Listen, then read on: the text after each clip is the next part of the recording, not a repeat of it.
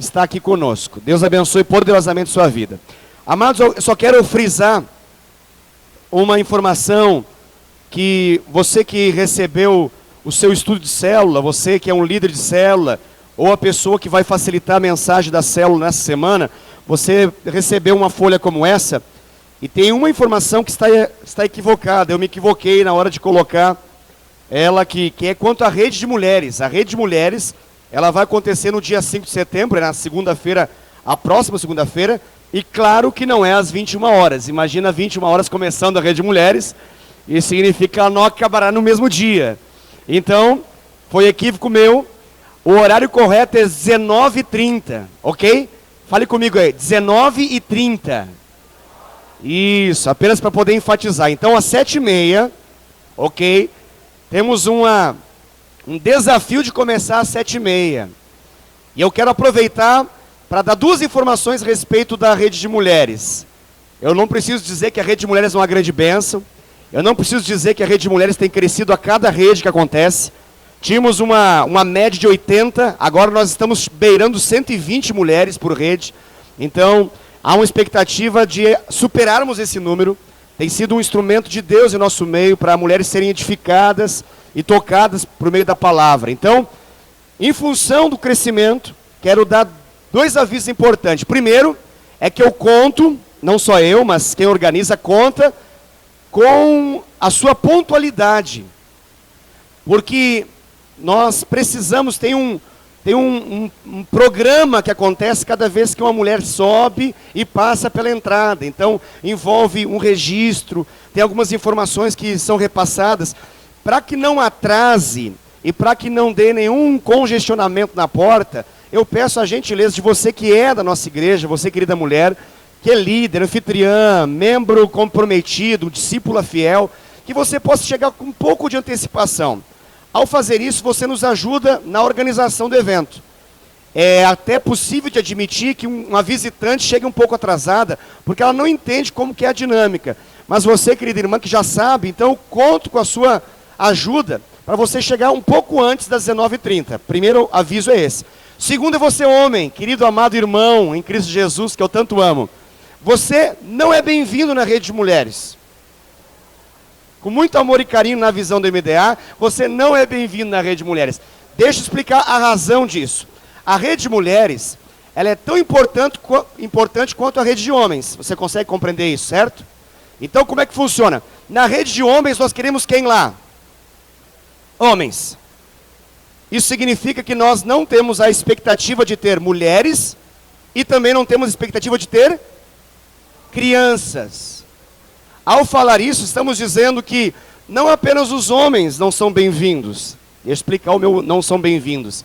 É óbvio que algumas mulheres, por uma força maior, se obrigam a trazer essas crianças. Nós entendemos isso. Mulheres que não têm esposo, não têm um companheiro que possa cuidar e ser responsável por um turno apenas, um período mínimo, que é o período da noite da segunda-feira. Então, se não houver essa possibilidade, e se você não consegue deixar as suas crianças com alguém que possa cuidar delas nesse período, nós aceitamos e as suas crianças são muito bem-vindas no nosso meio. Nós não temos nenhum programa para elas. Não temos. Não temos como fazer isso. Então, por não termos como ter um programa para elas, isso significa que elas vão ficar em meio à programação. O que isso é ruim, pastor? Por que você está falando essas palavras? Por quê? Porque homens, no ambiente onde as mulheres estão sendo ministradas, por mais queridos, simpáticos, maravilhosos, especiais que eles sejam, acaba atrapalhando. Algumas colocações, algumas ministrações, são definitivamente dedicadas para as mulheres. E não envolvem o mundo masculino. E pode até fazer com que aquela pessoa que está ministrando fique um pouco constrangida em falar do modo como gostaria por ter homens presentes. Esse é um ponto. E o outro, crianças de colo, obviamente. Crianças que não tem como ficar com outra pessoa, tranquilo. Mas se pode, é bom que fique com o pai. É um bom momento para o pai. Eu ficarei com Eliel. Você que é pai, fique com os seus filhos. Nesse dia eu aproveito, fico com Eliel, levo no shopping, brinco com ele, faço alguma coisa. Meu momento com ele.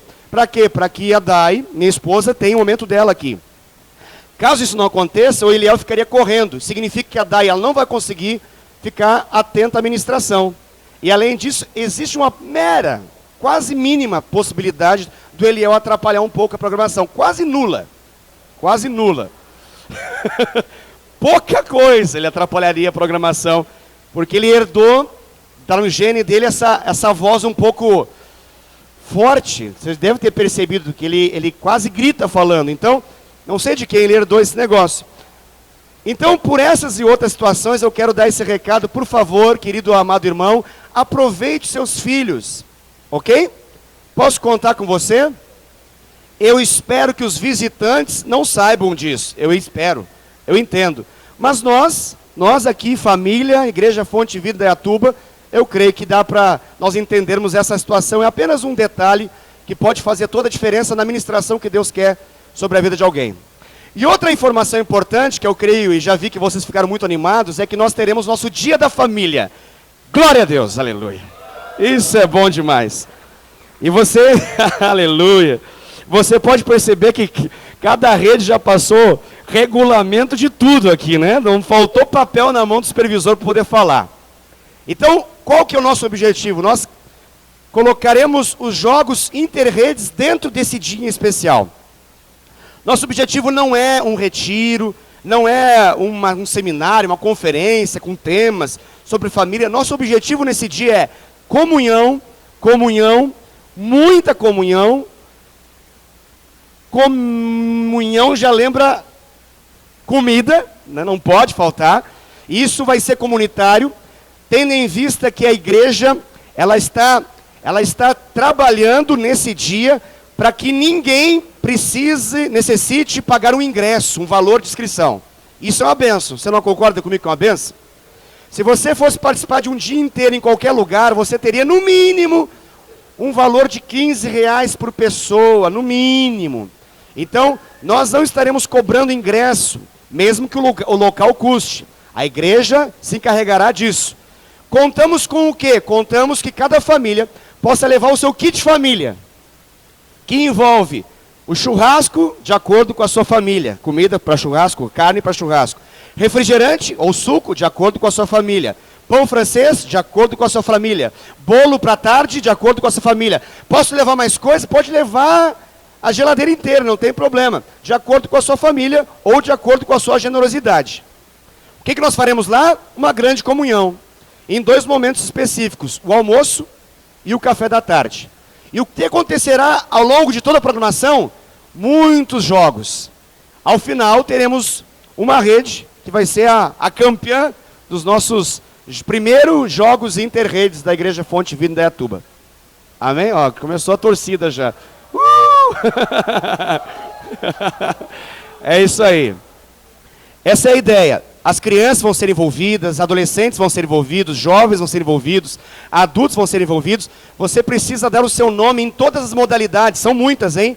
Que vão de futebol kids, futebol teen, futebol adulto, queimada kids, queimada teen, queimada adulto, cabo de guerra kids, cabo de guerra teens, cabo de guerra adulto, dominó, truco, tênis de mesa, corrida de saco, pebolim, taco, vôlei. É muita modalidade acontecendo. Ok? Você precisa dar o seu nome em todos os esportes, modalidades que você queira participar. Vai ser maravilhoso. Nós vamos ter um dia de muita comunhão. Vai ser um dia muito especial. Tenho certeza que a gente precisa disso e Deus vai nos abençoar num dia tão especial assim. Amém? E nessa noite Deus está nos abençoando, uma noite muito especial, que nós temos o privilégio de poder receber, como eu havia dito, e ele honrou, um compromisso assumido, está aqui conosco. Para aqueles que não conhecem, ele existe, ele não é apenas uma foto que a gente ora cada domingo, ele é real. Ao final você pode tocar e pedir a mão dele sobre a sua cabeça para poder abençoar. Esse é o nosso líder, tão querido, tão amado, pastor Luiz Scheid. É uma honra poder tê-lo aqui, pastor, um grande privilégio para a gente. Nós já temos há um certo tempo sem a possibilidade de tê-lo no culto de celebração, então nós desejamos que ele possa dar uma palavra para a liderança, para as nossas células, para os nossos discipuladores. Então hoje ele vai ministrar em função desse foco, né? E nós vamos atentamente ouvir, temos certeza que Deus vai falar muito ao nosso coração. Amém, queridos? Glória a Deus. Quero chamar então o pastor Luiz aqui na frente, por favor, pastor. Glória a Deus, aleluia. É sempre uma benção poder tê-lo aqui, pastor. Opa, caiu tudo aqui. Glória a Deus. Vamos orar, queridos? Só lembrando, nós hoje, obviamente, não teremos o TLC. Nós estamos ministrando o nosso TLC. Para você que não sabia disso, você pode acompanhar. Temos todas as gravações registradas no nosso canal no YouTube. Hoje não, porque hoje é um dia especial, uma noite especial. O pastor Luiz tem liberdade de ministrar o que ele quiser. Ele é chefe, ele manda, ele faz o que ele quiser. Vamos orar, em nome de Jesus. Pai querido, louvado seja o teu nome, Pai. Nós exaltamos o Senhor, a tua presença em nosso meio. Temos certeza em nosso coração e por isso temos muita expectativa que o Senhor vai falar conosco nesse momento. E nosso coração está completamente aberto para ouvir o que o Senhor quer nos ensinar, nos desafiar, mexer, mudar em nossa vida. Nós nos apresentamos totalmente a Ti, sem nenhuma restrição. Faça a Tua vontade acontecer. Afinal, a Tua vontade ela é boa, agradável e perfeita. E ela é o nosso desejo, a nossa obsessão maior. Queremos viver a Tua vontade, Pai. Que nessa noite, Tua palavra, Senhor Deus, possa nos levar a entender a Tua vontade, nos conduzir ao centro do Teu coração. No nome de Jesus, usa a vida do pastor Luiz, com ousadia, com graça e com muita sabedoria, como sempre tem feito. Em nome de Jesus, Pai. Amém. Amém. Boa noite, queridos irmãos. Meu nome é Luiz. Minha esposa se chama Marli. E nós moramos aqui em Dayatuba. Amém, irmão? Eu me sinto muito feliz e honrado de poder também ser abençoado e abençoar vocês aqui no nosso convívio. E lamentar um pouco mesmo, irmão, que a gente não pode estar mais vezes aqui.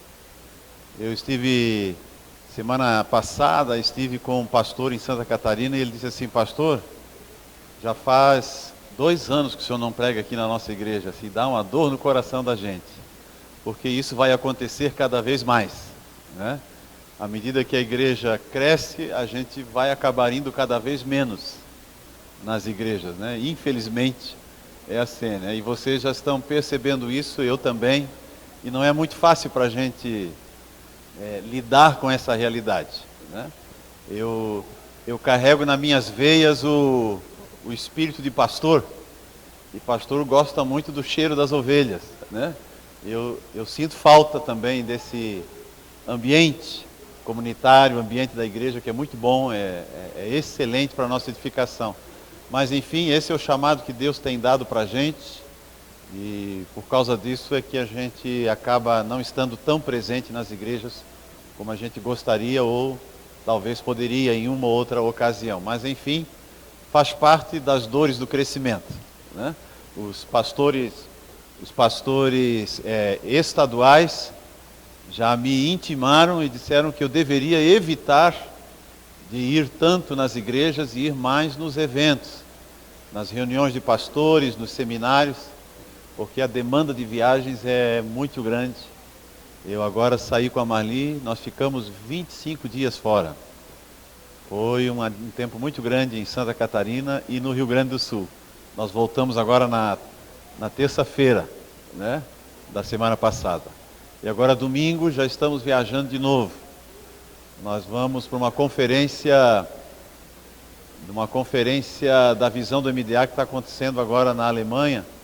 E nós vamos participar lá em Essen. Vamos ficar lá uma semana e a gente volta no início da semana que vem. Aí logo em seguida já temos reunião do PGN e já a conferência de jovens. E assim a coisa vai avançando, né? É uma bênção. Estamos muito felizes com o que Deus está fazendo com a gente. Eu agradeço muito que vocês não têm parado de orar por nós. A gente vive, avança e sobrevive com as orações de vocês. A gente sente na nossa vida o quanto vocês intercedem, o quanto vocês clamam pela nossa vida. E eu sei que não é só nos cultos, mas também na vida pessoal de vocês. Por favor, lembre-se sempre da gente. Nós somos carregados com a oração de vocês. Muito, muito obrigado mesmo. A gente consegue ser o que era e viver o que vive, com o apoio de todos os tipos, com os apoios dos irmãos. Amém? Pois é, irmãos, hoje à noite eu não vou eu não vou pregar para o povo de uma igreja, eu vou pregar para líderes. Então a palavra hoje será uma palavra mais para a liderança. E eu costumo dizer em seminários de líderes que quando a gente fala para líderes, a gente não precisa escolher tanto assim as palavras. Porque quando o rebanho todo está reunido, a gente sabe que tem muitos irmãos que não estão assim, completamente sarados. Nós temos muitos irmãos que são novos na igreja, que ainda estão num processo de restauração da vida deles. Então, na pregação, na célula, nos eventos públicos, a gente tem que tomar bastante cuidado para que a pessoa entenda bem o que a gente quer dizer, para que a pessoa não vá embora ofendida, para que ela não vá chateada com a gente porque não entendeu direito uma palavra. Mas quando a gente está num ambiente de liderança, a gente pressupõe que essa turma toda aí já está bem sarada. Então a gente pode tratar de assuntos assim um pouco mais gordurosos, né? Então eu queria tratar com vocês hoje sobre uma costela bem gordurosa para nós, assim, bem passada e bem gostosa de comer. Mas a gente sabe que tem que ter um bom estômago e uma boa vesícula para suportar uma costela gordurosa. Eu sei que vocês têm um bom estômago e uma boa vesícula. Eu queria partilhar com vocês hoje sobre discipulado. Queria conversar sobre discipulado. Em primeiro lugar, gostaria de lembrar para nós o que nós já sabemos, que o coração principal do MDA é o coração amarelo, portanto, o coração do discipulado. Esse é o centro da nossa visão.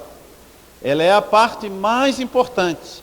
Quando o pastor Eibe recebeu essa visão do Senhor, ele recebeu na forma de corações, porque a visão do MDA é uma visão realmente de manifestação do amor de Deus e do amor que nós temos uns para com os outros. Por isso, corações. E o coração mais íntimo dessa visão, ou seja, a força motriz da visão do MDA, o que faz com que ela funcione de maneira abundante, poderosa, maravilhosa, é o discipulado 1 a 1. Mas o discipulado 1 a 1, ele é essencial na visão da igreja evangélica no Brasil, de todas as igrejas? Não, não é. Há igrejas que estão sendo edificadas até sem discipulado. Há igrejas que Deus está abençoando sem células. Mas Deus deu para nós essa visão de discipulado e essa visão de células. Se não deu para outro, deu para nós.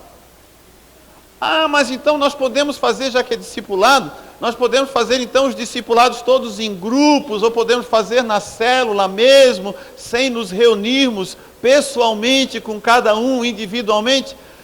Poderia ser, se não fosse o MDA. Mas o MDA foi pensado, planejado, entendido a partir de discipulado 1 a 1. Se não fizer 1 a 1, essa visão não funciona. Ela precisa do discipulado 1 a 1 para funcionar. Então, todas as dificuldades que a gente percebe na visão do MDA nas nossas igrejas, ou todas as necessidades de mudança, de aperfeiçoamento e de crescimento, todas elas necessariamente passam por onde? Pela nossa visão do discipulado 1 a 1. Se uma célula, ela vai bem, e ela está gerando líderes sadios e comprometidos, a gente logo vai dizer assim, o discipulado 1 a 1 está funcionando. Se a célula não cresce e ela não desenvolve lideranças, as pessoas não amadurecem espiritualmente, a gente vai lá, vai dar uma olhada e vai ver, o discipulado parece que está meio defeituoso e deixando a desejar. Por quê? Porque o nosso modelo depende disso. Se não for feito, o modelo não funciona. Ah, vamos fazer as células sem discipulado. Não, no nosso modelo de célula de crescimento sem discipulado não dá. Ele foi pensado desse jeito. Por quê? Por exemplo, para gerar um líder de célula e gerar multiplicação, nós sempre contamos com o discipulado 1 a 1. Nós esperamos que os líderes, os futuros líderes das células, sejam os discípulos principais do líder de célula. Então, até a multiplicação de líderes dentro da célula está amarrada no discipulado 1 a 1. Se nós fizermos bem feito o discipulado 1 a 1, nós teremos uma igreja forte no MDA. Se fizermos mal feito o discipulado 1 a 1, nós não teremos uma igreja forte no MDA. Se o discipulado 1 a 1 for de excelência, a igreja vai continuar tendo um crescimento sadio, sustentável e constante. Se não for, aqui ou ali, ela vai emperrar. O crescimento vai parar. A célula vai ter que fechar. O número de discípulos poderá diminuir. Por quê? Porque o modelo foi pensado desse jeito. Deus deu desse jeito. Você está entendendo, irmão, isso? Isso é muito importante no coração amarelo. E então, nós entendemos, irmãos, que na Igreja Fontes de Vida, bem lá no fundo, nós não multiplicamos células, nós multiplicamos discípulos. Nós não multiplicamos células, multiplicamos discípulos. Se nós multiplicarmos discípulos, nós espontaneamente multiplicaremos células. Mas se multiplicarmos células sem os discípulos, mais cedo ou mais tarde, elas vão fechar, ou vão enfraquecer, ou não vão continuar se multiplicando. Porque as nossas células, para serem sadias, elas dependem de um discipulado bem feito. Amém? Bem, nós estamos aprendendo sobre discipulado, e aqui no Tadel, vocês têm ouvido sobre isso constantemente. Tem uma aguinha aí? Tem uma jarra aqui no chão? Vai pegar, pega uns 32 copinhos para mim.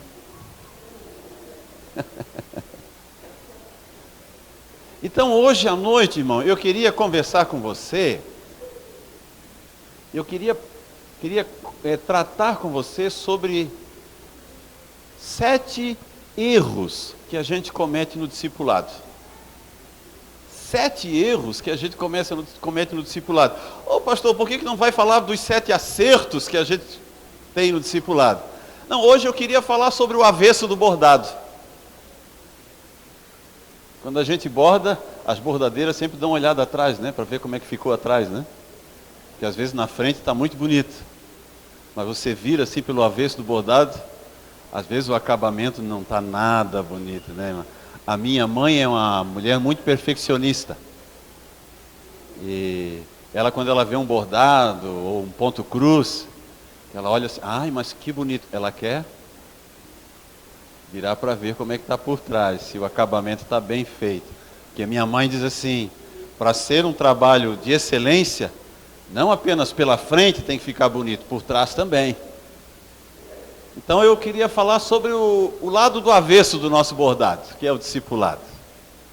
Porque dos acertos e das bênçãos e de como fazer, nós temos já recebido instrução constante para a nossa vida, não é verdade? Então eu queria levantar com vocês algumas coisas que nós temos observado, que nós mesmos aqui e ali estamos fazendo errado. Então a ideia é corrigir para fazer certo. Então, vamos começar? Você topa?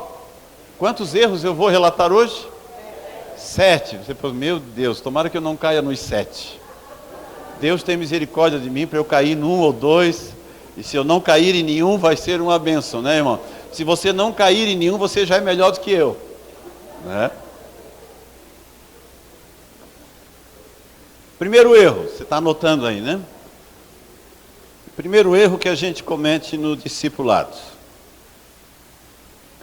não reunir-se semanalmente e não usar o material de discipulado. Primeiro erro: não reunir-se semanalmente. Pronto, alguém já morreu aí? Já balançaram a cabeça, irmão.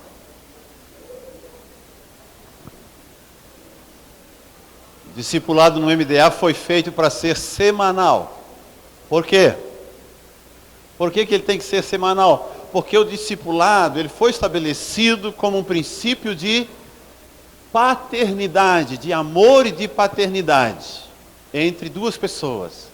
E para existir amor e um princípio de paternidade, de filiação no discipulado, é necessário que essas duas pessoas convivam. A gente só desenvolve relacionamentos, sentimentos e emoções profundas e relações de confiança, a gente só estabelece isso mediante relacionamentos. Nós fomos feitos para relacionamento. E nós precisamos aprender a viver em relacionamento. Se um discípulo e um discipulador decidem que o seu discipulado será de 2 semanas, a cada 2 semanas, e por alguma eventualidade não acontecer aquele discipulado, significa que eles vão ficar um mês inteiro sem se reunir, irmão. Não há discipulado que sobreviva a isso. Não há discipulado que sobreviva a tanta distância um do outro. A tanta distância. Nós precisamos fazer semanalmente o discipulado. Todo discipulado precisa ter o que nós chamamos, brincando, né? Precisa ter HDL. O que é o HDL? Hora, dia e lugar. Toda semana. Toda semana. Ah, pastor, mas eu não tenho tempo de me reunir semanalmente com meus discípulos. Então você já está dizendo para mim que tem discípulo demais. Não pode ter um número tal de discípulos que não consiga se reunir semanalmente com eles. Ah, pastor, mas a minha vida é muito ocupada, eu sou muito atarefado, eu tenho pouco tempo durante a semana. Aí vou perguntar: quantos discípulos você tem? Ah, eu tenho 5. E não consegue? Não tem jeito, pastor. Então você tem que baixar para 3. Olha, com 13 é ali na continha, pastor. Então que sejam 2. Mas tem que ser bem feito. Porque se eu tiver muitos discípulos, eu não vou fazer bem feito. Às vezes eu posso ser um excelente discipulador. Posso ter todas as habilidades de um excelente discipulador. E os meus discípulos reclamarem que não estão sendo bem discipulados. Pelo simples fato de eu não conseguir dedicar-me de maneira mais efetiva a todos eles, porque eu estou com discípulos demais. Eu preciso ter um número adequado à minha condição profissional, à minha disponibilidade de tempo e aquilo que eu desejo alcançar. Eu preciso fazer isso. É preferível que você discipule menos pessoas e o faça bem feito, do que ter cuidado de 8, 9 e não estar cuidando bem de nenhum deles. Quem diz para mim: eu estou discipulando 7, 8 pessoas, assim, você tem família? Tem. Você trabalha? Também trabalho. Irmão, você não está discipulando. Não está. Eu estive no médico essa semana, o urologista, né, para ver a questão das pedras nos rins. Ele perguntou assim para mim: o senhor bebe água? Eu disse: bebo, claro. Quantos copos o senhor bebe? Por dia? Eu acho uns 5, 6 copos. O senhor não bebe água. Então se você diz para mim: não, eu discipulo uns 7, 8. Não, você não discipula. Não discipula. Você só está apagando fogo. Você só consegue apagar fogo. Você consegue só lidar na tentativa de resolver problemas. Mas edificar a vida do discípulo, fazê-lo crescer e conduzi-lo à maturidade do Senhor Jesus, não consegue. Não consegue. É muito difícil. Porque precisa de tempo. Precisa de proximidade. Precisa estabelecer relações de confiança. Eu preciso conviver com o meu discípulo para que ele me conheça. Eu preciso conviver com ele para que eu conheça a ele e ele a mim. Eu preciso ter tempo para passar uma tarde com ele. De vez em quando, eu preciso ter tempo para, de repente, pegar os meus discípulos e ir lá para ver o Internacional perder para Ponte Preta, aqui, e coisa desse tipo, entendeu? Não é assim? Porque não está ganhando de mais ninguém, né? Aliás, ele vai para o único título que lhe falta, né? Campeão da segundona. Falta ser campeão da segunda, tá certo. Tá certo.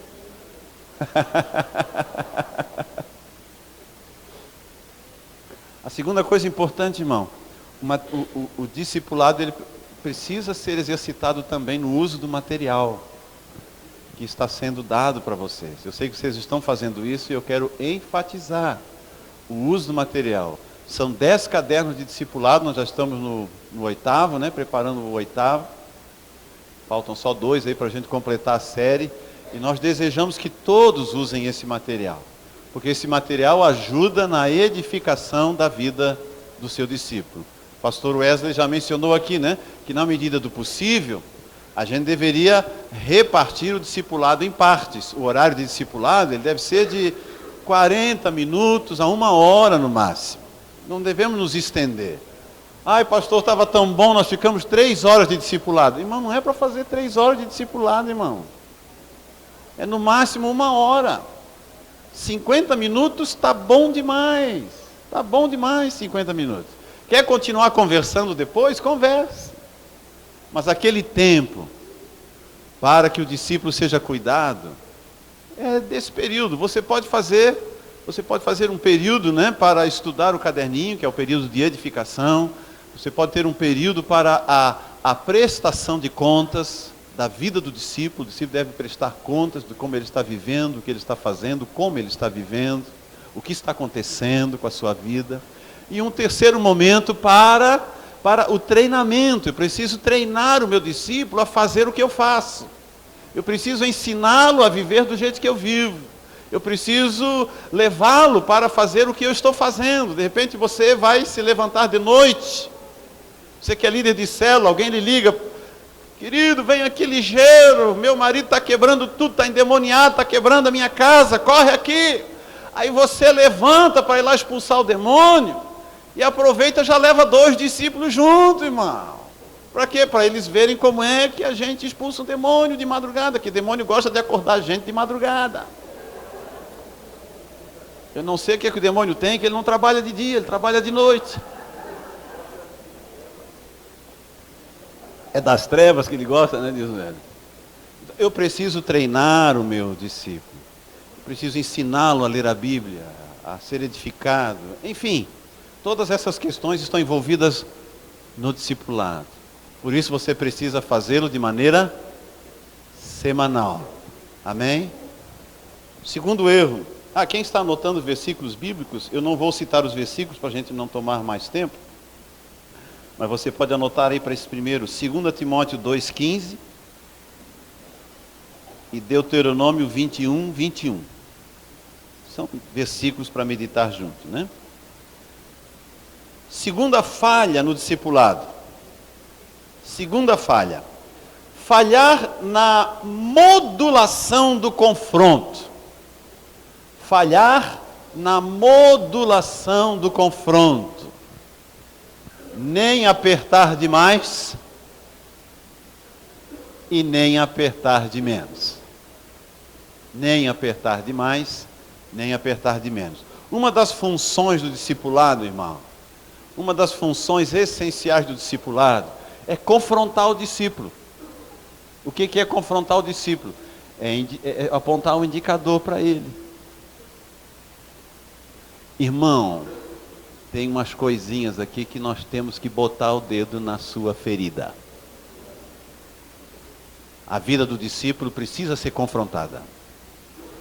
Nós não somos uns santos perfeitos. Nós cometemos muitos erros. E às vezes insistimos nos erros. E às vezes são coisas que estão enraizadas na gente, que precisam ser confrontadas. Coisas que eu tenho que levar o meu discípulo a uma atitude, a se posicionar. Eu preciso fazer isso. Mas tem irmãos, que são, na hora de fazer isso, são truculentos. Eles vêm com um trator por cima do discípulo e vão esmagando o discípulo. Que o discípulo, em vez de se humilhar e corrigir, ele só geme. Porque o discipulador, quando bate nele, bate com vontade. Não dá um espaço para o discípulo respirar. Semana após semana ele bate naquela tecla e bate com força. Depois de um mês o discípulo já começa a dizer assim, eu já não quero mais ir, ele vai falar daquele assunto de novo, já não aguento mais, ele me ofende, eu já estou ficando ofendido, estou ficando chateado de tanto que ele pega no meu pé desse jeito. Há discipuladores que confrontam de maneira muito dura, pouco amorosa, às vezes excessivamente direta, até com algumas questões que precisam ser tratadas. Na outra ponta, tem um discipulador que diz assim, eu não me meto nessas coisas, o problema é dele. Eu vou confrontar o meu discípulo nessa área aí, depois eu tenho que me meter nesse assunto, é melhor eu ficar de fora, vou ficar orando, Deus dá uma vitória para ele aí. Imagina se eu mexer nesse assunto aí, vou mexer com a mulher dele, vou mexer com a sogra, isso aí vai dar um rolo, é melhor eu ficar quieto, eu vou sair fora desse negócio. Se discipulado é isso, vou conversar com o pastor, que não quero mais discipular, não estou a fim de me meter na vida dos outros. A minha opinião é essa, cada um por si, Deus por todos. Você entende? É o discípulo que não quer, o discipulador que não quer se comprometer com nada. Ele não quer assumir os riscos de ter que se envolver em assuntos mais difíceis e cabeludos da vida do seu discípulo. Vai demandar tempo, vai demandar esforço, vai demandar dificuldade, vou correr riscos de me envolver. Infelizmente, para o discipulado tem disso. Eu preciso ser uma pessoa equilibrada, não exageradamente rude, excessivamente duro e firme, mas não exageradamente frouxo e descomprometido com a vida do meu discípulo. Porque se de um lado um discípulo pode sentir-se profundamente abatido pelo excesso de confrontação, por outro lado ele pode também dizer, meu discipulador não tem nenhum interesse em mim, ele não me confronta em nada, ele não me questiona em nada, ele só pergunta se está tudo bem, eu digo que está tudo bem e fica por isso mesmo. Ele não pergunta nada da minha vida, ele não me questiona em área nenhuma. Essa é a outra ponta que não é adequado, não é bom, não é edificante, para que a gente consiga levar um discípulo à plena maturidade. Amém? Quando você tem que lidar com alguma situação, e se você não sabe lidar exatamente na vida do seu discípulo, converse com o seu discipulador, sobre qual é a maneira, me ensina, meu discipulador, como é que a gente confronta um irmão ou uma irmã em situações difíceis da vida dela, né? É bom que a gente aprenda a fazer isso. É bom que a gente conheça o discípulo, porque nós temos discípulos assim que são meio melindrosos. E aí você tem que escolher às vezes as palavras, tem que escolher a forma como vai botar a cunha naquela enxada, né? Tem outros irmãos que já dizem assim, amado, não faz rodeio comigo. O que você tem que dizer, diz mesmo que eu aguento. Eu gosto de gente direta. Se o seu discípulo diz que eu gosto de gente direta, amém. Mas tem discípulo que não é assim. Mas se você falar direto, ele vai para casa chorando. Ele vai reclamar para o pastor e dizer, não quero mais esse discipulador, ele me ofende. Eu preciso conhecer bem o meu discípulo, para poder modular, equilibrar a forma como eu vou lidar com os conflitos na vida do meu discípulo, da minha discípula. Amém, irmãos? Você pode anotar como versículos bíblicos, 2 Timóteo capítulo 4, versículo 2, também 2 Timóteo 4, versículo 5, e também Tiago 5, versículo 19. Esses 3 versículos você pode meditar depois para tratar com o seu discípulo, né? Sobre isso aí. Ok? Você pode usar também Mateus 18, 15 a 20, sobre como tratar um irmão faltoso. Mateus 18, 15 a 20. Vamos para o terceiro. Terceiro erro que a gente comete no discipulado: postergar a solução do conflito. Postergar. Postergar é deixar para mais tarde. E aí, vamos fazer isso hoje? Não, vamos deixar para amanhã. Vamos fazer, chega amanhã, pergunta, e aí, vamos tratar isso hoje? Não, vamos deixar para amanhã. Vamos deixar para amanhã. É aquela posição do irmão que diz assim, estão gravando, né? Está sendo gravado, eu vou ser mais cuidadoso então. É aquele irmão que diz assim, você sabe, irmão, em esterco a gente não mexe. Né? Porque se mexer, fede.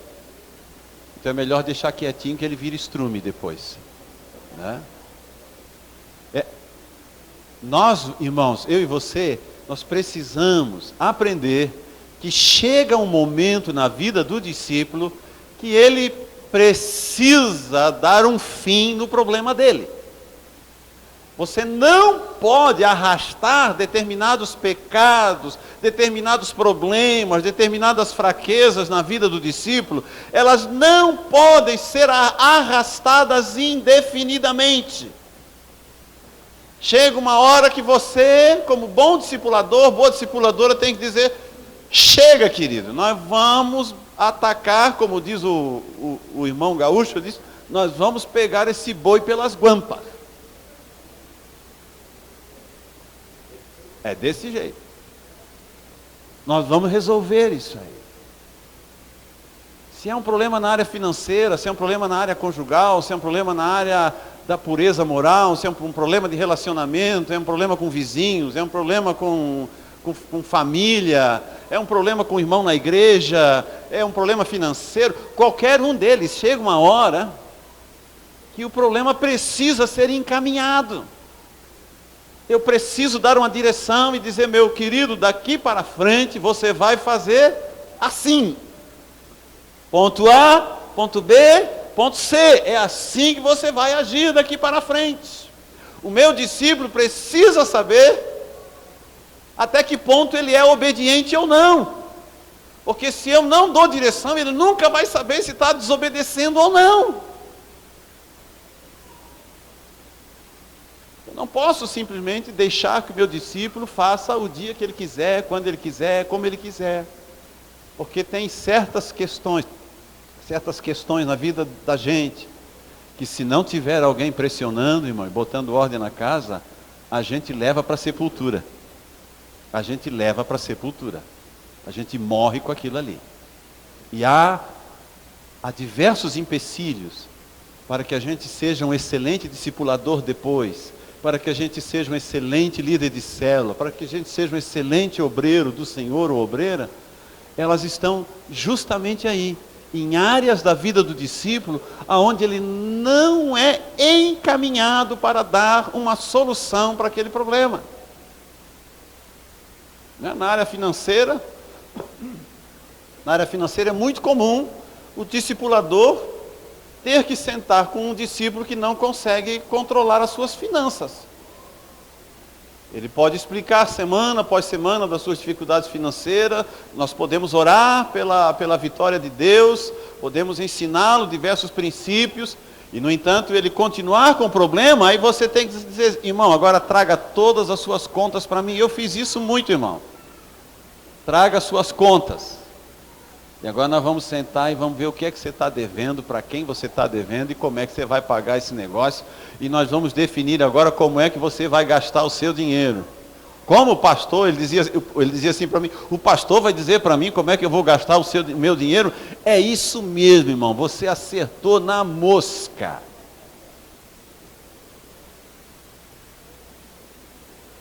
Ele trouxe, irmão, as contas dele. Assim, agora eu quero a sua lista de compras. Eu sabia que era ele que ia no supermercado, né? Eu quero a sua lista de compras do supermercado. Porque o pastor agora vai dizer o que eu posso comprar e o que eu não posso. Acertou na mosca de novo.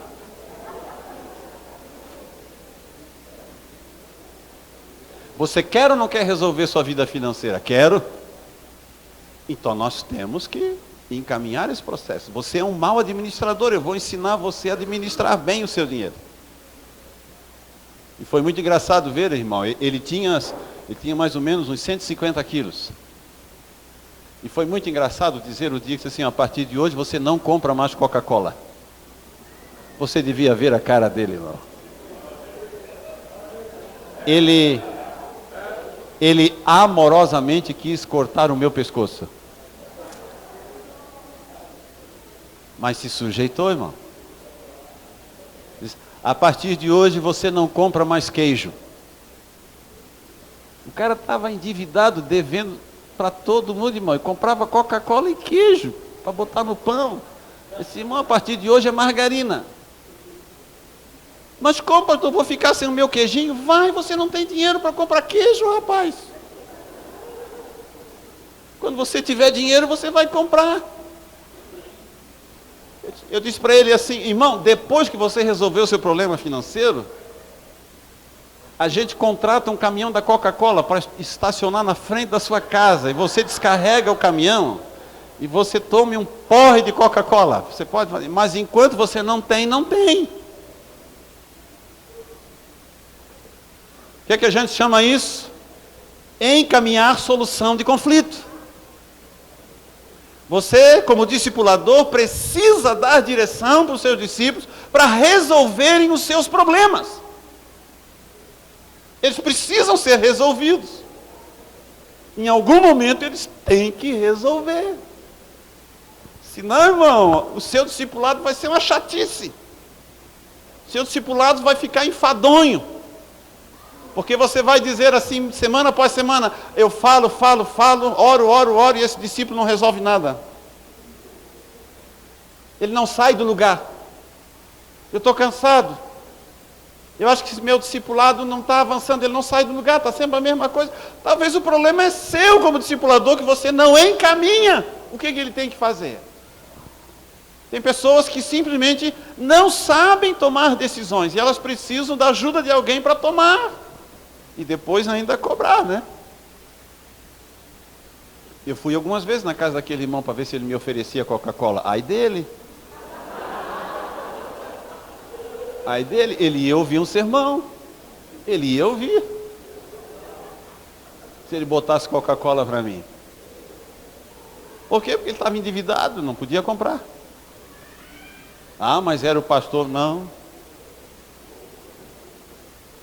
Você tem que ser fiel. Quer solução de problemas? Encaminhe a solução. Não fique postergando os problemas do seu discípulo. Trate de achar solução para os problemas deles. É para isso que você é discipulador. Você precisa ajudar o seu discípulo a encontrar solução para os problemas que ele está vivendo. Amém? A quarta. Sim, os versículos você pode ler Mateus 5, 23 a 26. Só este aí. Mateus 5, 23 a 26. Quarto erro que a gente comete no discipulado. Quantos são mesmo? Não? 7, né? Estamos passando da metade. Quarto erro. Confrontar o ferido. Confrontar o ferido. Mas o pastor acabou de dizer que é para confrontar. O pastor acabou de dizer que é para equilibrar o confronto. E agora está dizendo que não é para confrontar? Não, estou dizendo que não é para confrontar uma pessoa ferida. Ferida. Como assim, pastor? Explique isso melhor. Vou dar um exemplo de um guarda de trânsito, que ele diz assim para o motorista jovem: esta avenida aqui, a velocidade é 40 por hora, tem diversos semáforos e radares, há lombadas, há passarelas para passagem de crianças, tem escola lá na frente, tem um hospital, essa é a velocidade, você não pode buzinar, não pode ir para aqui. Ok? Ok. Ele passa um dia naquela avenida, a 110 por hora, voando nas lombadas, buzinando na frente do hospital, desviando de criança na passarela, dá uma derrapada, acerta um poste, O carro capota, ele se arrebenta todo e está lá quase fatiado dentro do carro, sangrando, semiconsciente. E o guarda vê tudo que ele fez. E ele chega lá correndo, chega no carro, chega na janela, o cara todo arrebentado, com o braço quebrado assim para fora, e ele: eu falei para você que era para andar 40 por hora. Você furou um sinal. Você saltou por uma passarela. Você buzinou na frente do hospital. Você quase atropelou uma criança. E pá, pá, pá, pá, pá, pá, pá, e o cara lá.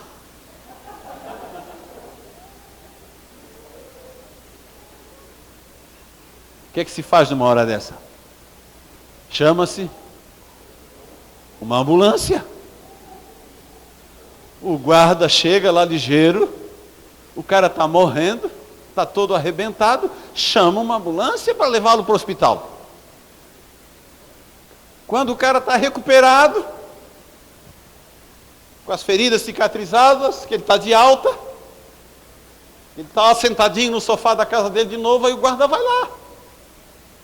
Agora vamos conversar sobre o que você fez.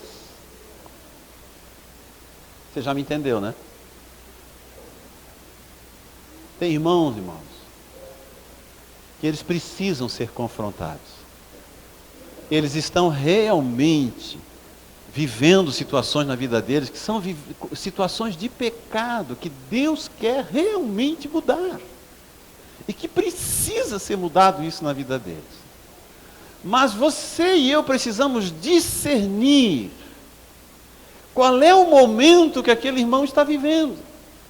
Porque ele pode estar tão ferido com aquilo que ele viveu, pode estar tão magoado, pode estar tão ofendido com a situação que ele está vivendo, que ele não tem condições de ser tratado naquela área.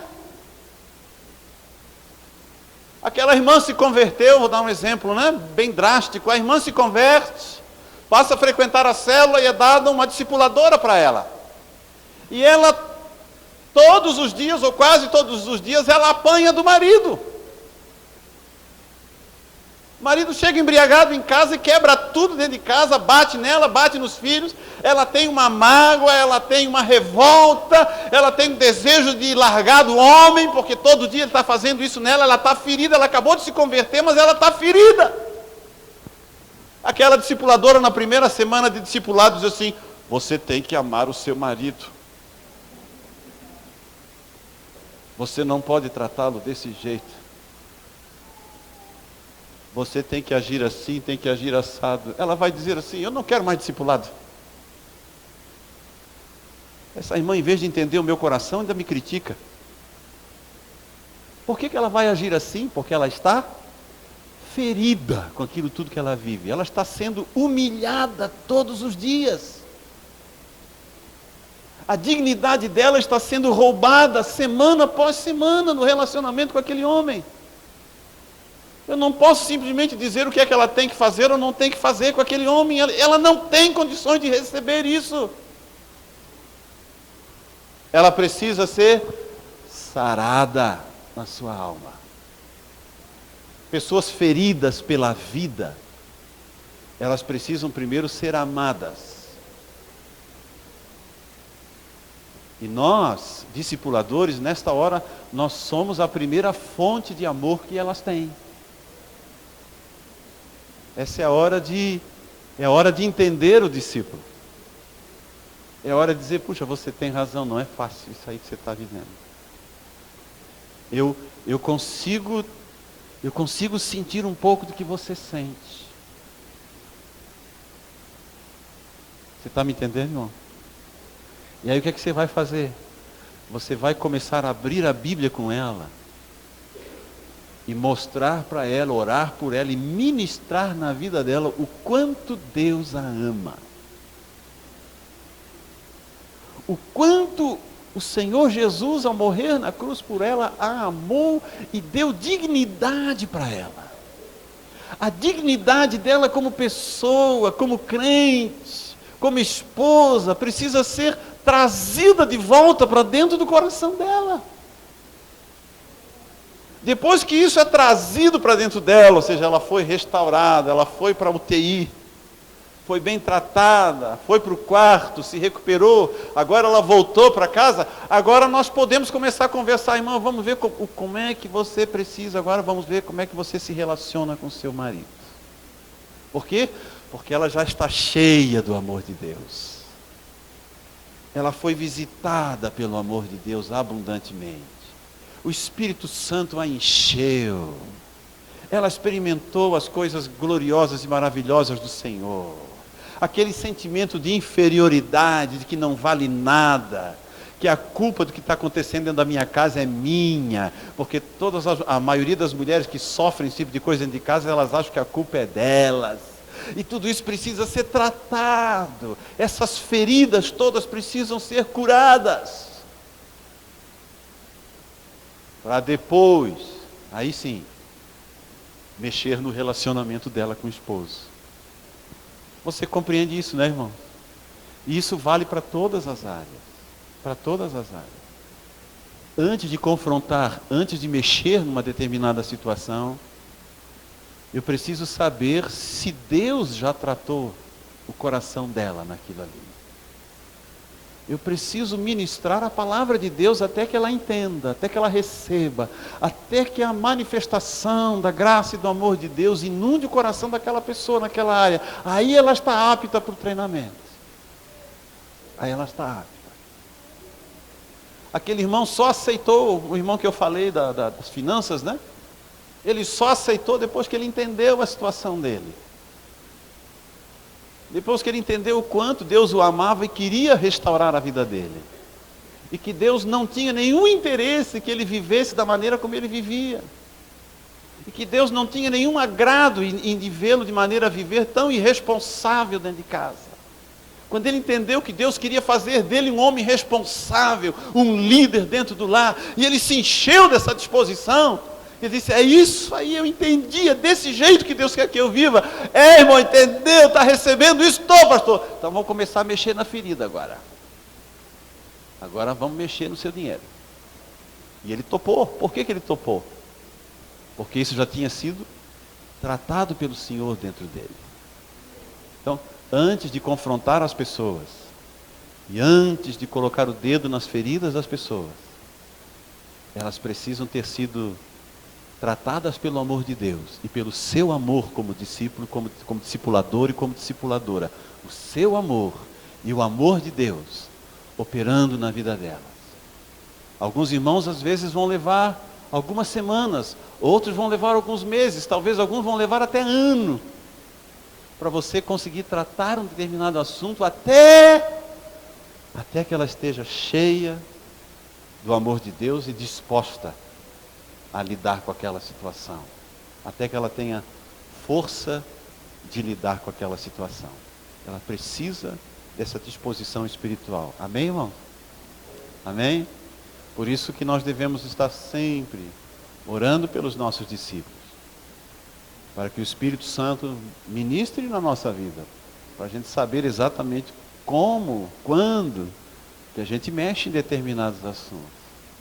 Porque nós já temos corrido riscos, né, e situações onde pessoas chegaram a sair de igreja dizendo, esse negócio de discipulado não funciona não. Pessoas que em vez de serem tratadas foram ofendidas e maltratadas no discipulado, porque o discipulador ou a discipuladora não tiveram esse discernimento, ou às vezes até não foram devidamente treinados nessa área para saber como lidar com o seu discípulo, né? Porque discipular alguém é cuidar dessa pessoa para o próprio Senhor Jesus.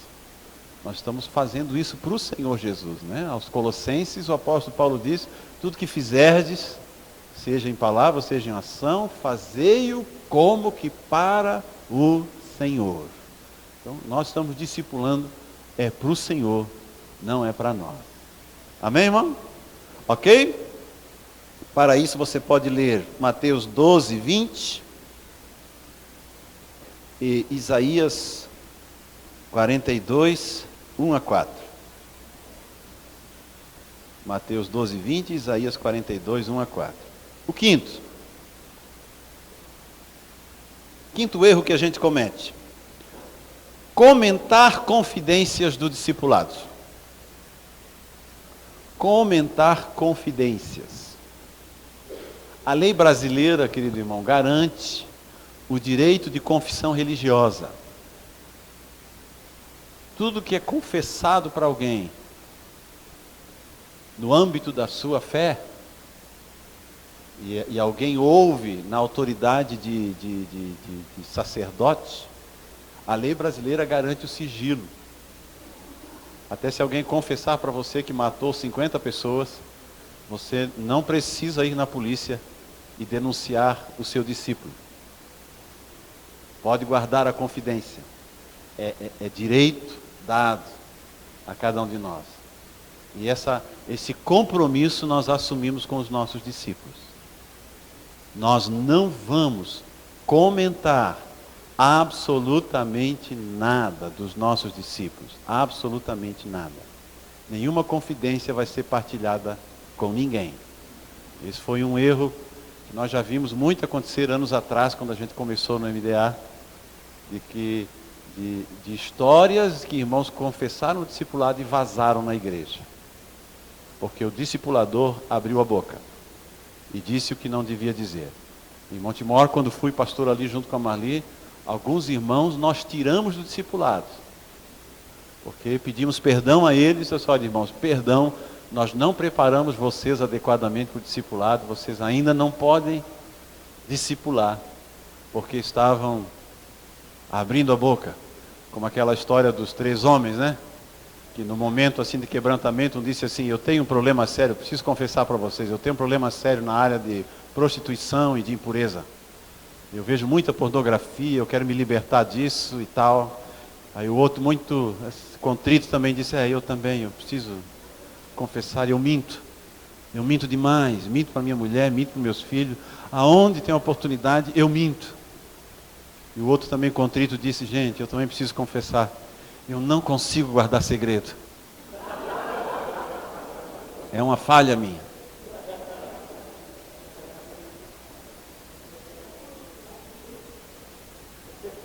Então, se eu quero discipular alguém, eu preciso assumir o compromisso de que não vou abrir essa vida da pessoa com ninguém, nem com a minha esposa, nem com o meu esposo, com ninguém, a não ser que o discípulo autorize. O discípulo autorizou, aí você pode comentar de acordo com a necessidade. Às vezes é um assunto que eu ou você não conseguimos resolver, a gente pede autorização. Irmão, eu preciso conversar com o meu discipulador, você permite? Conversa sobre isso? Se ele diz sim, amém. Se ele diz não, vai dobrar joelho e jejuar, vai clamar a Deus para achar uma solução, sem comentar com ninguém. Mas terá que ser assim, nem para o pastor não se comenta absolutamente nada, né? Eu tive líderes lá em Montemor que começaram a partilhar comigo assuntos dos discípulos deles. Opa. Foi permitido, irmão? Não, não foi permitido. Então não fale. Ah, mas eu pensei que para o pastor podia. Não pode. É para ninguém. É para ninguém, né? Eu tive uma situação que um discípulo meu lá do Rio Grande do Sul, de uma outra igreja, ele viveu uma situação lá na igreja com discípulos deles e ele não soube como resolver. Ele pediu autorização e ligou para mim. Luiz, está acontecendo isso assim, como é que eu faço? Eu disse: não sei, rapaz. Essa situação eu nunca passei. Você permite que eu fale para o meu discipulador? Eu disse: permito. Liguei para o pastor Eibe. Pastor Eibe, está acontecendo assim. O pastor Eibe: rapaz, não sei como resolver. Você deixa eu falar com o meu discipulador? Deixo.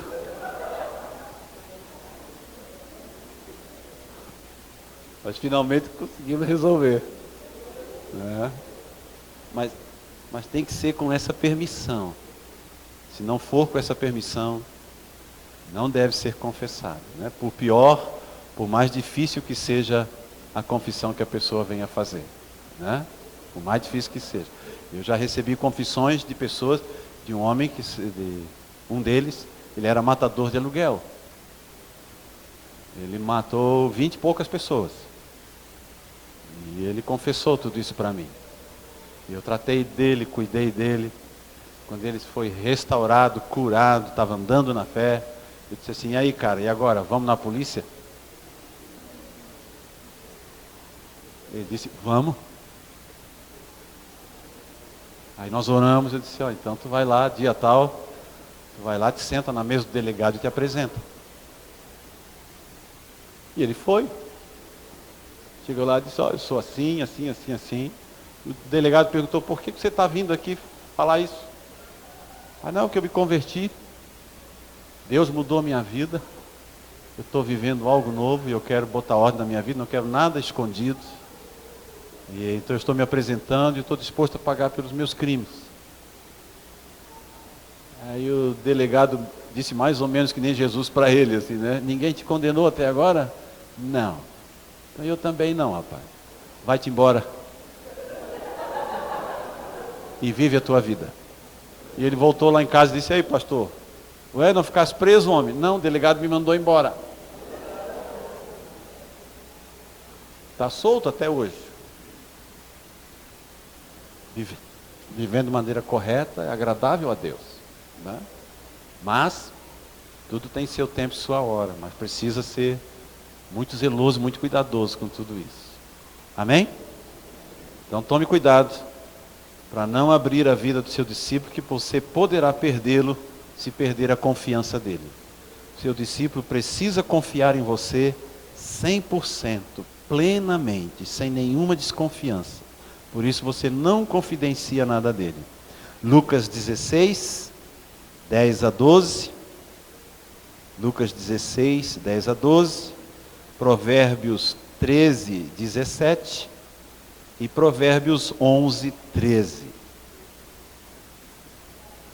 Sexto, estamos acabando, irmãos. Não durma ainda não, já estamos acabando. Número 6. O sexto erro que a gente comete no discipulado. Falar mal do seu discípulo para as outras pessoas. Falar mal do seu discípulo para as outras pessoas. Ah, pastor, eu não falo do meu discípulo não. Será? E aí, irmão, como é que está o seu discípulo? Oh, amado, só Jesus na causa. Já falou mal. E aí, como é que está aquela área do seu discípulo, irmão? Só Jesus para resolver, irmão. Uma cabeça dura. Está falando mal. Está criticando o seu discípulo.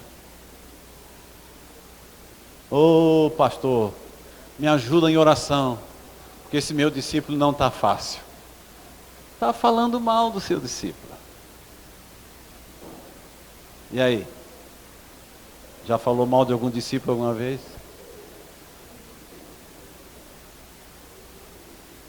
É um erro falar mal do seu discípulo. Por quê?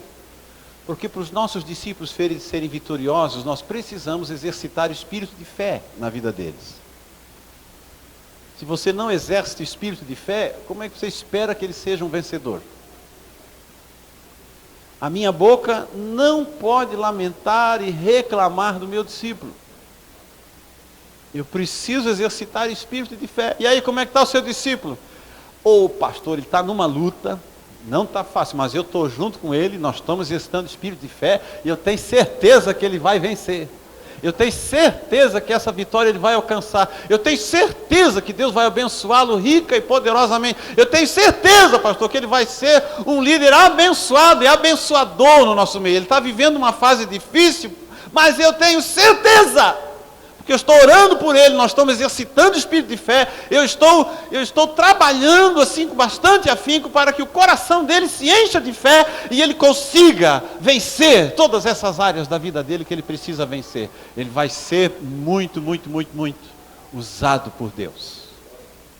Que eu seja capaz de dizer isso de todos os meus discípulos, de todos eles, até dos mais difíceis. Você já leu algumas histórias do pastor Ebe da Igreja da Paz, de homens que ele exercitou o espírito de fé e que não valiam nada do ponto de vista humano, e hoje são os líderes que ele tem. Ele está deixou a igreja agora de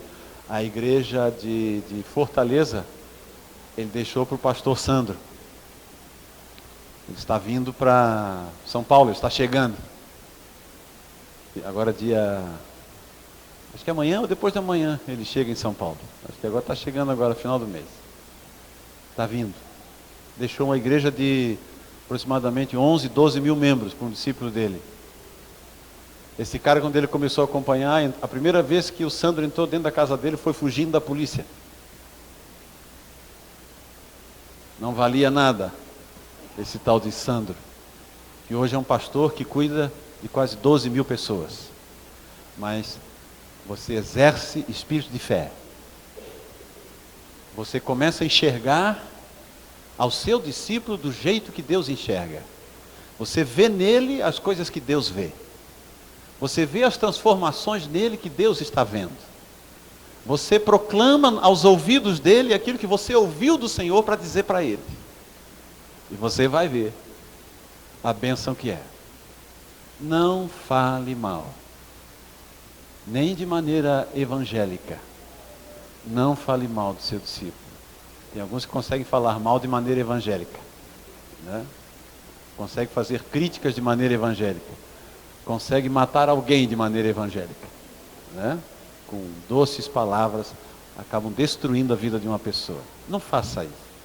É um erro fazer isso. Quando você for fazer qualquer crítica do seu discípulo, cerre a sua boca e lembre-se, eu vou exercitar espírito de fé. Quando ele fizer aquela coisa assim, irmão, que você está louco assim, não, mas eu vou rachar a cabeça desse homem hoje, né? Hoje eu racho a cabeça desse meu discípulo. Aí você chega lá, não, mas você é uma benção. Deus vai mudar isso na tua vida, rapaz. Deus vai fazer coisa vitoriosa.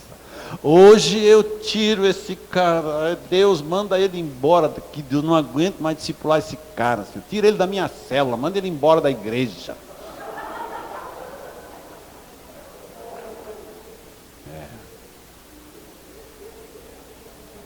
Exercite fé e não fale mal dos seus discípulos. Amém? Quanto a isso está lá Tiago 1:26. Tiago 1:26. Tiago 3:1-12 e Filipenses 4:8. Filipenses 4:8.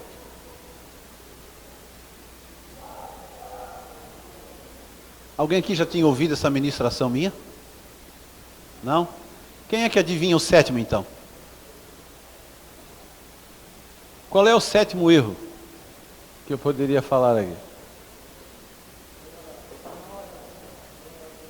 Não.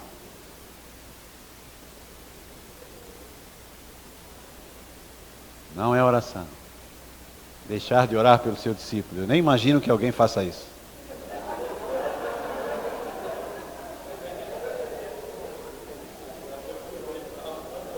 Acabou de ter o oitavo?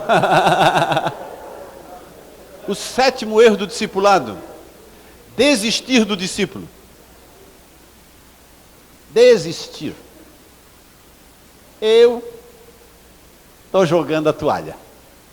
Não aguento mais. Por favor, meu discipulador, arranje outro discipulador para ele, porque eu não vou mais. Eu já fiz tudo o que eu podia, eu já falei tudo que eu podia, eu já orei tudo que eu sabia, e ele não sai do lugar. Agora ele está falando mal de mim, agora está me criticando, agora está jogando até calúnia da minha vida, pastor. Eu não quero mais ele.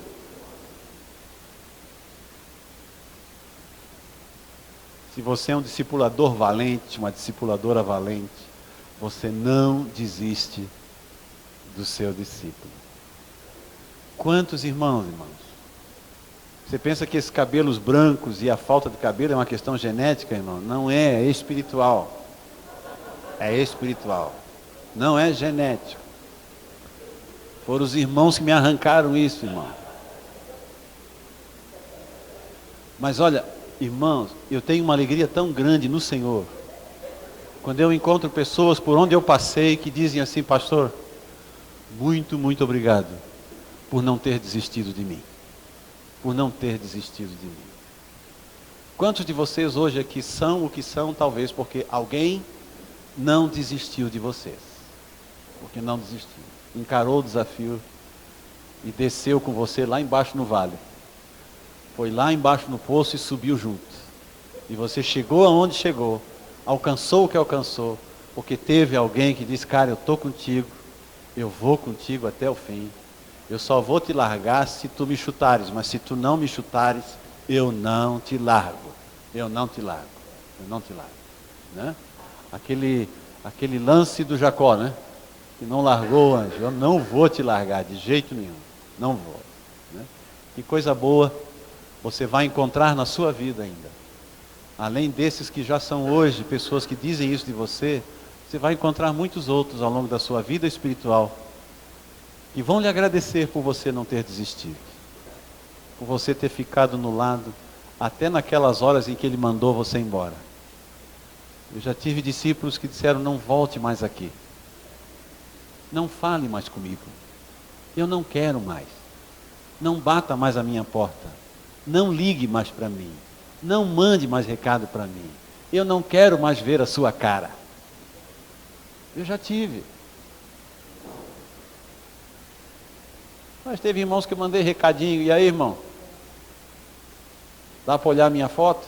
Ainda fazia piada. Não dá para ver minha cara? Veja minha foto aí, eu amo você. E aí, querido, como é que você está? Já está a fim de conversar comigo ou ainda não? Pastor Geraldo, na conferência do ano passado, ele contou, lá em Santarém, ele contou um episódio muito legal de um discípulo que deu as costas para ele. O cara foi embora e não queria mais saber de discipulado, nem de igreja, nem coisa nenhuma. E era discípulo do pastor Geraldo, pastor titular da igreja de Santarém. E não veio mais para o discipulado. Depois de uns 15 ou 20 dias, tentando entrar em contato, ele não respondia mais mensagem nenhuma, telefone, nada. Ele foi atrás e perguntou, onde é que está o fulano? Ele disse, o fulano pegou uns dias de férias, pegou um barco aí, subiu o rio acima e foi pescar. E vai ficar uns dias fora, sumiu. E ele ficou perguntando na família, amigos, para onde ele teria ido. Até que ele encontrou um cara que disse, eu acho que ele foi lá para o lugar tal. Pois ele pegou um barquinho, montou num barquinho e 7 horas rio acima. Sentado dentro de um barco, 7 horas. 7 horas. Para achar o cara. No igarapé daquele lá. Quando achou o cara ficou espantado. Pastor Geraldo aqui. O pastor Geraldo encostou o barco no barquinho dele. E ele perguntou, o que é que o senhor veio fazer aqui? Nada. Vim te ver. Estava com saudade de ti. E foi só isso mesmo. Só vim te ver, rapaz. Conversou um pouco. E foi embora. Mas aquilo marcou no coração do cara. Meu Deus, o cara não desiste de mim. Veio 7 horas aqui, agora mais 7 horas para voltar para casa, só para me dar um oi. Só para me dar um oi. Conheci a história dos irmãos lá também. Que os irmãos, os discípulos disseram assim, nós amamos esse discipulador, porque ele atravessa um rio a nado para vir discipular a gente, toda semana. Ele vai com a bicicleta dele até um pedaço, aí tem que atravessar um rio. Aí ele sobe uns 300, 400 metros, se joga na água, ele bota a Bíblia, a bolsa, o caderninho, tudo num bornel bem fechadinho, num saco plástico, amarra na cintura e se joga na água. E vai nadando, e o rio vai levando ele para baixo. Até que ele chega mais próximo da trilha, anda mais 1 hora e pouco, 2 horas por uma trilha, para chegar naquele vilarejo toda semana para discipular. E eles disseram assim, o cara não desiste de nós. O cara não desiste de nós. Depois, mais 2 horas a pé, mais uma travessia, nadando. Depois, mais 2 horas de bicicleta para chegar em casa, toda semana. Porque não desiste. Vale a pena não desistir. Vale a pena não desistir. O resultado, irmão, quando se quebra, é excelente. É excelente. Se você vai a uma dessas igrejas da paz, em Santarém ou Fortaleza, e vai ouvir a história desses homens, você vai ver tudo história de homens cujos seus líderes, seus discipuladores não desistiram deles. Por isso chegaram onde chegaram. E às vezes os mais problemáticos, vão ser os portadores das maiores bênçãos. Às vezes no nosso meio, no nosso meio. Aqueles pelos quais a gente não dá nada, são aqueles às vezes que no Senhor a gente vai ter tudo. A gente vai ter tudo. Bendito seja o nome do Senhor na vida daqueles homens e mulheres que não desistem. Felizes aqueles que podem dizer, como o Senhor Jesus na parábola da ovelha perdida, que quando ele traz a ovelha no ombro, ele diz: se alegrem comigo, porque a minha ovelha que estava perdida eu encontrei, e vamos fazer uma festa porque ela voltou. Que bênção a gente poder viver assim. Eu queria convidar você a andar mais uma milha com o seu discípulo. E andar disposto a não desistir. Porque vai valer a pena. Vai valer a pena. Amém? Quanto a isto, você pode ler João 17:12. João 17:12. E 1 Timóteo 4, 4 e 5. 1 Timóteo 4, 4 e 5. 7 princípios que a gente faz errado. E que eu queria convidar a mim e a você a fazer corretamente. E aí, para terminar, alguém escapou? Alguém escapou em algum princípio? Alguém se atreve a levantar a mão e dizer que não está falhando nenhum desses 7? Não está, né? E eu também não levanto a minha mão. Mas eu estou junto com vocês, crescendo no Senhor e chegando nos lugares que Deus tem levado a gente para levar. Amém? Por favor, pegue esses princípios, medite, leia de novo, aprofunde, compartilhe com seus discípulos, leve esse princípio adiante. E peço ao pastor Wesley e à pastora Dai que amorosamente cobrem esses princípios dos seus discípulos e dos discípulos dos discípulos. Porque esse é fundamental para a visão do MDA crescer. Sem isso aí, irmãos, a nossa visão, ela empaca, ela para no caminho e não consegue avançar. Que Deus nos abençoe e nos ajude grandemente a conquistar tudo aquilo para o qual nós já fomos conquistados pelo Senhor. Deixa eu orar com vocês. Fica de pé, só para dar uma espreguiçada, ficou muito tempo sentado. Deixa eu orar. Nosso querido Senhor Jesus, nós te somos muito gratos, porque a gente se lembra agora que o Senhor não desistiu de nós. E se nós somos hoje o que somos, foi por causa do Senhor, da sua bondade, do seu amor, da sua salvação e do seu poder que nos trouxeram até aqui. Nós queremos te agradecer pela paciência e o espírito de amor com o qual tu nos confrontas, tu nos corriges, tu nos animas. Te damos graças a Deus porque nós temos aprendido esses princípios de discipulado e aprendemos contigo. Porque nós vimos, Senhor Deus, na tua palavra, a maneira como tu mesmo agiste com o Pai Celestial, que foi o teu discipulador, Senhor. Tu és um exemplo para nós de discípulo. Nós queremos viver isso na nossa vida. Muito, muito, muito obrigado, Senhor Jesus. Porque tu és modelo para nós em tudo. Também neste jeito de cuidar individualmente de cada um. Eu quero agradecer tanto, porque tu cuidas de nós, um a um. Tu não nos tratas como manada. Tu não nos tratas desse jeito. Individualmente, tu tens ouvido a nossa oração. Individualmente tens nos respondido. Individualmente tens cuidado de nós e nos mantido de pé até aqui. Nós te louvamos muito por isso, Senhor. E te rogamos que o Senhor ensine a gente a fazermos uns com os outros o que tu de maneira tão perfeita tens feito conosco todos os dias.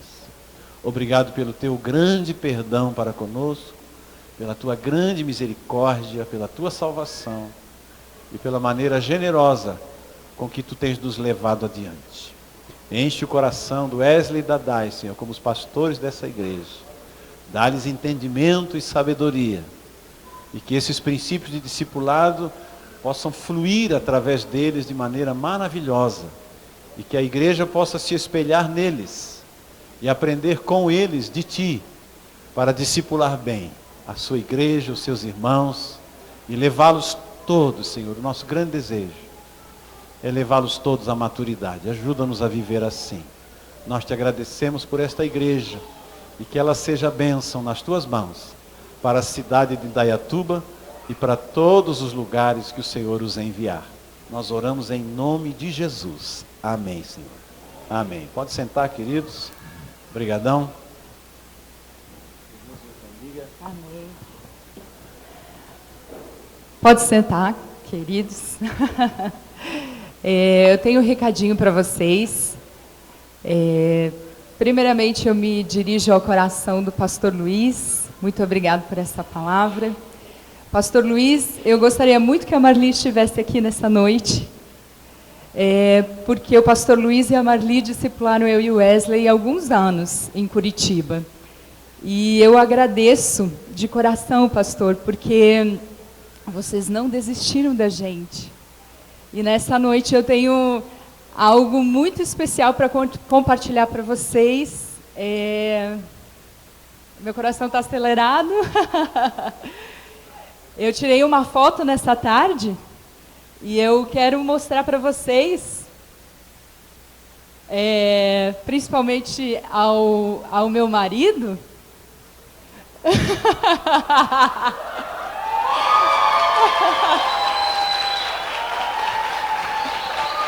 Ele não sabe.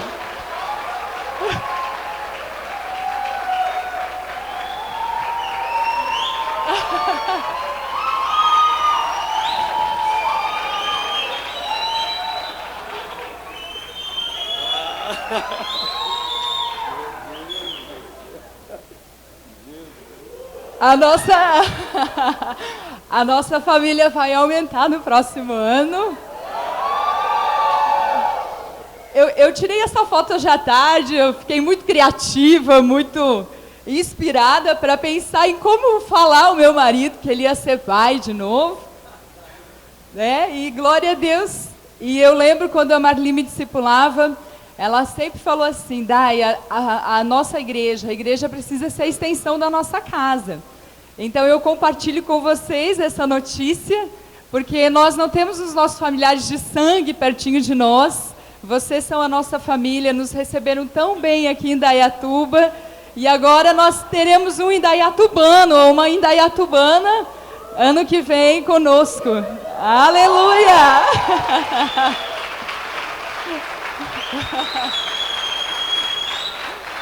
Glória a Deus. Tem irmãs que me ajudaram na clandestinidade para me levar no laboratório, né? Tudo isso acontece paralelamente. Glória a Deus. Era isso que eu queria falar. Ai, meu Deus do céu. Uau, essa eu não esperava nada. Completa. Meu Deus, eu estou muito feliz. Glória a Deus, glória a Deus. Deus é bom. E que coisa especial mesmo, é verdade.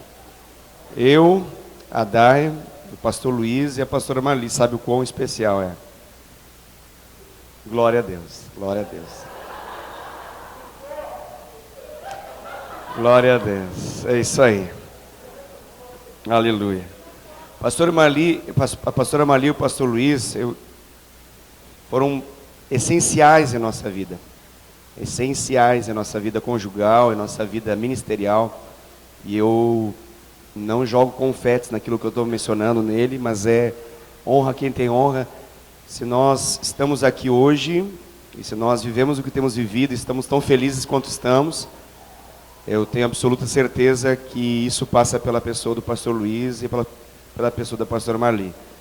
Tenho atualmente, juntamente com a Dai, ótimos discipuladores, são do coração de Deus para nós, o pastor Daniel e a pastora Ingrid, mas quem realmente foi vital em nossa vida foi o pastor Luiz e a pastora Marli. Muito obrigado, pastor. É uma bênção ouvi-lo e saber que isso que o senhor acabou de ministrou não é apenas teoria, é a prática, e nós somos a prova disso, em nome de Jesus. Obrigado.